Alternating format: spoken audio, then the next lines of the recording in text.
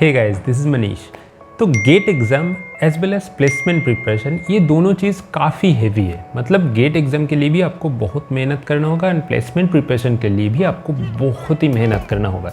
लेकिन अगर सिचुएशन ऐसी है कि ये दोनों प्रिपरेशन आपको साइमल्टेनियसली करना है, यानी कि गेट की प्रिपरेशन के साथ साथ आपको प्लेसमेंट की भी प्रिपरेशन करना है, तो कैसे आप कर पाओगे? This video is all about that. तो इस वीडियो में मैं आपके साथ शेयर करूंगा ऐसे कुछ फ्यू टिप्स जिसको फॉलो करने के बाद आपको ना तो गेट में सिर्फ अच्छे रैंक आएंगे, उसके साथ साथ आपको प्लेसमेंट में भी बहुत अच्छे जॉब लग सकते हैं। तो इसके साथ साथ मैं ये भी शेयर करूंगा कि कैसे मैंने within final year of my BTech मैंने एक नहीं 2 जॉब लगवाया एंड उसके साथ साथ गेट को भी क्रैक किया within that final year of my BTech. Okay, the first point is आपको मेक श्योर करना है कि आपको दोनों के लिए अच्छे खासा माइंड सेट है। ऐसा नहीं कि आपको कोई सीनियर ये चीज़ किया था या फिर आपको कोई दोस्त फॉलो कर रहा है ये चीज़, बिल्कुल नहीं। अगर आप ऑलरेडी माइंड सेट कर रखा है कि आपके लिए गेट क्रैक करना और प्लेसमेंट प्रिपरेशन दोनों एक साथ आप कर पाओगे, तो भी आप इस चीज़ को ट्राई करो।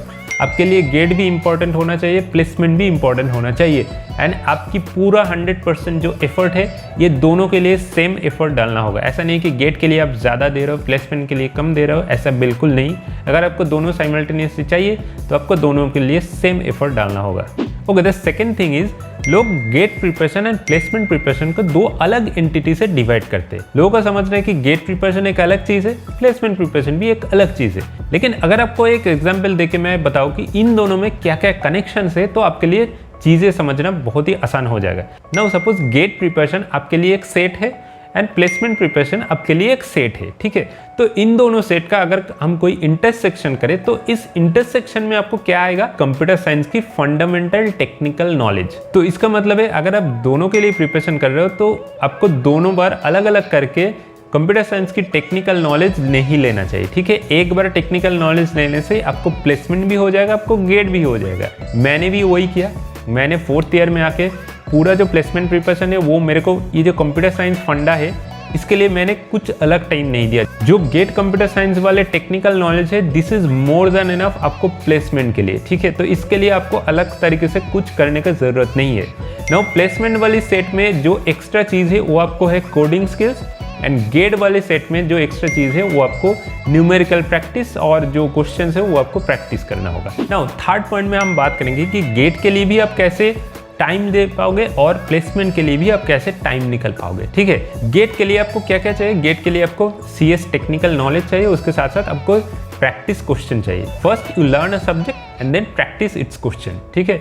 ये हो गया आपका गेट प्रिपरेशन। नाउ आपको प्लेसमेंट के लिए क्या करना है? प्लेसमेंट के लिए आपको पहले जो चीज़ है आपको कोडिंग सीखना है। Now the first thing is GATE के लिए आप प्रिपरेशन करते हो। GATE preparation is a long term process. GATE preparation आपको एक दिन से या 1 महीने से नहीं होगा, it's a long term process and आपको एक एटलीस्ट मिनिमम 1 साल तो लगेगा, ठीक है। तो आप गेट के लिए पूरा एफर्ट डाल दो एंड बीच बीच में अब एक दिन के लिए जो आपको टाइम टेबल है, जिस टाइम टेबल फॉलो करके गेट की प्रिपरेशन कर रहे हो उस टाइम टेबल से एटलीस्ट 1 to 2 आवर्स आपको कोडिंग के लिए सेपरेट रखना होगा। Now how to practise coding? सबसे जो आसान तरीका है वो है Geeks for Geeks या फिर LeetCode फॉलो करना, ठीक है। अगर आप इंटरव्यू बीट भी फॉलो कर सकते हो, लेकिन मैं आपको रिकमेंड करूंगा कि Geeks for Geeks as well as LeetCode ये दोनों आप साथों साथ फॉलो कर सकते हो। अगर आप पहले से LeetCode में ज़्यादा एक्टिव हो तो आपको Geeks for Geeks करने की ज़रूरत नहीं है। आप LeetCode भी कर सकते हो, नहीं तो आप Geeks for Geeks पूरा फिनिश कर सकते हो। तो Geeks for Geeks में जाके आप एक पेज देखोगे, मैं डिस्क्रिप्शन पे लिंक दे दूंगा, वो है must do coding problem for cracking any of the product based companies. इसमें बहुत सारे क्वेश्चन अलग अलग सेक्शन पे डिवाइडेड है, जैसे कि एरे के अंदर 15 to 20 क्वेश्चन है, उसके बाद लिंक लिस्ट है, उसके बाद स्टैक्स है, क्यू है, ग्राफ है, ट्री है, आपको डायनेमिक प्रोग्रामिंग है, बिट मैपिंग है, सब कुछ ये अलग अलग करके डिवीजन करके सेक्शन वाइज आपको प्रेजेंटेड है। नाउ इनमें जो प्रॉब्लम्स है ये आपको हर एक सेक्शन की कुछ स्टैंडर्ड प्रॉब्लम्स होते हैं। नाउ इन प्रॉब्लम को बहुत कंपनी ने ऑलरेडी रिपीट कर रखा है बहुत बार, तो चांसेस है कि इस टाइप की प्रॉब्लम अगर आप प्रैक्टिस करोगे तो आपको कोई भी प्रॉब्लम, अगर वो प्रॉब्लम नया भी है तो आपको इजीली आ जाएंगे। नाउ इस पेज में आप हर सेक्शन में जाके अगर पूरा की पूरा इन जो प्रॉब्लम्स यहाँ पे दिया हुआ है अगर आप सॉल्व करोगे, अराउंड आई थिंक 200 या फिर मोर देन 200 प्रॉब्लम्स है, तो अगर आप पूरा की पूरा सॉल्व करोगे that is more than enough to crack any product based companies, ठीक है। मैं आपको गारंटी दे के बोल सकता हूँ। नाउ आप बात करते हैं LeetCode वाली। LeetCode में बहुत सारे प्रॉब्लम्स है, I mean more than 1000 problems LeetCode में है। तो अगर आपके पास टाइम है, अगर आप ऑलरेडी लीड कोड प्रैक्टिस कर रहे हो फर्स्ट ईयर या फिर सेकेंड ईयर से तो अच्छा है। अगर आप नहीं भी प्रैक्टिस कर रहे हो तो मैं सजेस्ट करूँगा आप Geeks for Geeks फॉलो करो कि हर दिन 1 से 2 घंटा आप कोडिंग के लिए दे दो एंड बाकी जो पूरा टाइम है, बाकी आपका जो प्रिपरेशन टाइम है वो आप पूरा की पूरा गेट की प्रिपरेशन के लिए दे दो। तो the good thing about this practice method कि अगर आप हर दिन ये सेम चीज़ फॉलो करके 1 या 1.5 साल प्रैक्टिस करोगे तो आपको अच्छे से गेट भी आएंगे, अच्छे से प्लेसमेंट भी आएंगे, ठीक है। नाउ इसके बाद एक आते हैं आपको कम्पिटिटिव प्रोग्रामिंग। आप अगर पहले से कम्पिटिटिव प्रोग्रामिंग में एक्टिव हो तो बहुत अच्छा है, कम्पिटिटिव प्रोग्रामिंग प्रैक्टिस करते जाओ। तो उसके साथ साथ जो Geeks for Geeks and leet code मैंने बताया उनका क्वेश्चन को भी प्रैक्टिस करते जाओ, तो ये आपके लिए बहुत ही आसान हो जाएगा कोई भी कोडिंग एग्जाम क्रैक करने के लिए। ना अगर मेरा केस की बात करूँ तो मैं कम्पिटिटिव कोडिंग स्टार्ट कर रखा था ऑलरेडी 3rd ईयर से, तो मैंने इंटरव्यू देने से पहले Geeks for Geeks से कुछ प्रैक्टिस किया था as well as LeetCode से भी मैंने कुछ प्रैक्टिस किया था। तो मेरा एटलीस्ट मतलब प्लेसमेंट वाली पार्ट क्लियर हो गया and I was more focused on the GATE part, क्योंकि गेट के लिए बहुत ही मेहनत आपको देना होगा।